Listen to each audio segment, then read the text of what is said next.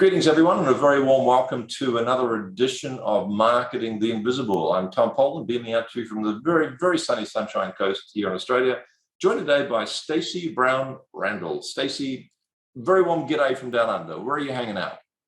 I'm in Charlotte, North Carolina in the States, so thanks for having me today. You're in Charlotte, North Carolina, and here I am in Charlotte Drive, Queensland, Australia. How about that, huh? It was meant to be. Is it as pretty over there as it is here? It's very hot over here. Is really it 90 degrees? Yes. We were not prepared. Wow. That's amazing. And you're kind of only just at the cusp of summer. So a hot Right. summer to come, maybe. Folks, we'll get off the climate and geography and onto marketing.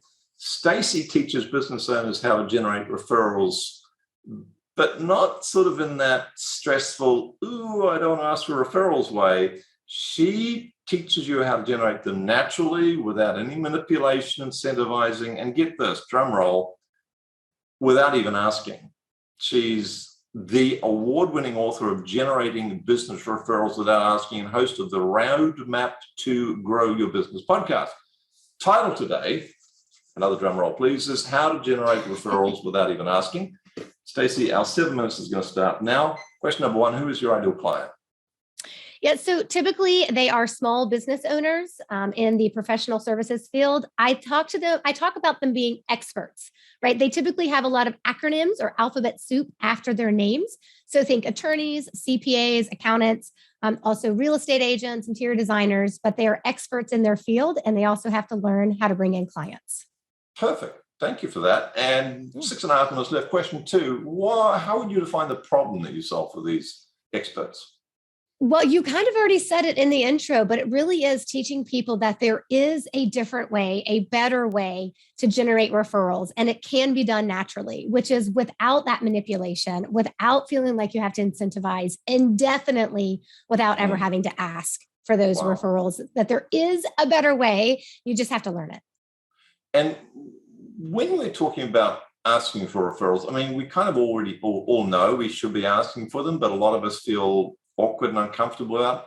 This is partly an answer to question number 3, which is what are some of the typical symptoms that people are experiencing when they're facing this problem of asking for referrals. Would you add any other symptoms to that other than feeling it's a bit kind of icky? 6 minutes left. Yeah, at the end of the day, it's like we've been beat over the head, not just for decades, but for generations, that there is only a few ways to generate referrals and you have to do it this way. And if you don't do it this way, then you just don't get any referrals. And those, we call them old school referral triggers. You've got to ask, right? You've got to pay. You've got to be overly promotional and gimmicky, like put in your email signature, the greatest compliment you can give me as a referral, right? Or you have to network to know a ton of people. And the reality of it is those are tactics that work for some people. They're not the ones that work for the majority. And I always teach people is that you don't have to do it those ways, but you do have to recognize that there's work involved with generating referrals a different way. And I think that's the piece that people miss is like they hate asking, so they do nothing. And that's the biggest mistake I see them making. And that is question 4 is some of the common mistakes that people make. So they hate asking and so they do nothing, a big common mistake. Are there any other mistakes that you've talked a bit about? There's only a few ways to do this. You have to do it this way, but I'm not comfortable with that, so I don't do it. Any other mistakes that you see people making other than the ones we've just mentioned? Yeah, if they don't know that there's a better way to generate referrals, they kind of take that ick advice, like the asking and being promotional and networking to know a ton of people, and they just modify it. Right. So they're like, oh, I'll just send out a monthly e-newsletter and that'll keep me in touch with my people who want to refer to me. And that's not what triggers a referral at all. And so they miss kind of the basics of the psychology behind why referrals happen to begin with when they try to take that other old school advice and water it down just enough to work for them. They're really not doing anything that's going to generate them referrals. So then they just hope they happen. And that's the worst thing, of course, that we can do is just hope that someone will refer you. But it's true because they're lost really, because they're like, I don't want to do it this ick way, this uncomfortable, uneasy way, but I don't know if there's anything else. So I'm stuck. So, right. Sort of let's pray marketing. Let's just put it out to the universe. So let's flip this now. Question 5, 3.5 minutes left. One valuable free action that someone could take. Tell us more about how someone will get started with, because you mentioned the word psychology, with the right psychology and figuring out what the right method is for them.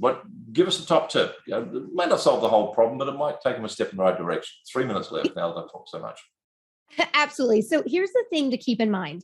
At the end of the day, when you're thinking about referrals, there is a brain science piece to it, psychology, sociology, and even behavioral economics. There's a science behind how we make referrals happen.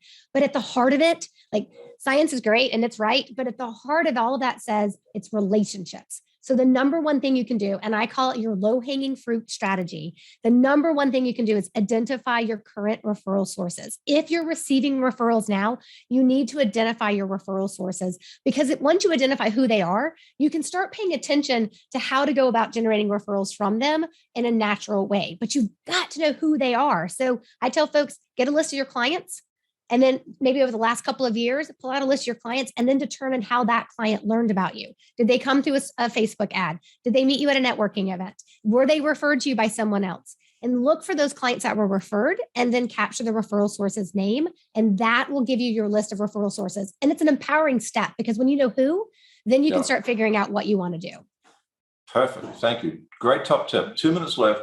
Question 5 is, can we direct people to a valuable free resource that's going to help them more with this referral thing?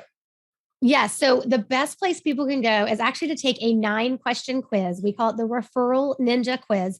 You go to referralquiz.com, and it's 9 questions that are going to help you figure out exactly what you are doing in terms of your level of ability to generate referrals without asking for them and to generate referrals naturally. And then based on where you land, and I'm going to guess you're going to land at the Referral Ninja beginner level, it'll also give you a roadmap of what you need to do to get to the master level, which is ultimately where I want everyone to be. Oh, very cool. Very cool. Yeah. So folks, if you're looking at the video, it's underneath this video, the link referral. It's REFERRAL quiz. Hope you know how to spell that, .com. And question 7, we got 65 seconds left. Stacey, what's the one question I should have asked you but didn't? Yeah, I think the big thing is when people are first hearing about, wait, I can get referrals totally differently than I've ever thought. This is amazing. The question that really needs to be asked is, well, then what are the results? Like, what's actually happening and how long does this take to work and what does it look like? And I always tell folks, when you're working with me, we're going to establish a goal of how many referrals you want to receive in a year based on where you are. And typically you can expect to double or triple your referrals from what you're averaging now in your first year. And in reality, multiple years, though, I expect you to quadruple that number. So I have an attorney started with 12 referrals a year before they started working with me. We got them to 40 referrals in their first year, then 60, and then 70. And then last year, she got 82 referrals. And it's a sustainable piece of how she runs her business. She does it every year. It's a process, and she just executes on it every year. I love that. It's sustastainable. Yes. Wonderful. Stacey, thank you so much for your time. We're out of it, but I appreciate your insights. Cheers. Thank you for having me. Thanks for checking out our Marketing the Invisible podcast. If you like what we're doing here, please head over to iTunes to subscribe, rate us, and leave us a review. It's very much appreciated. And if you want to generate 5 fresh leads in just 5 hours, then check out www.5hourchallenge.com.